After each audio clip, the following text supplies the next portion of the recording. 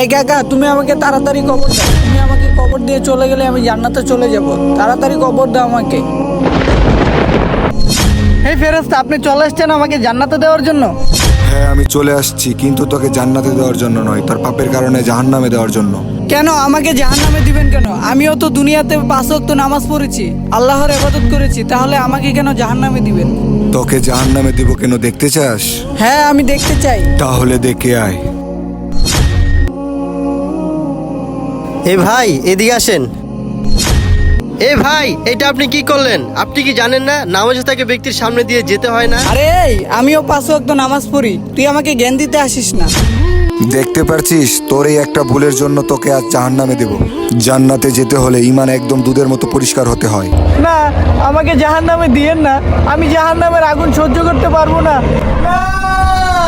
ভিডিওটি ভালো লাগলে কমেন্টে আল্লাহ লিখে যাবেন।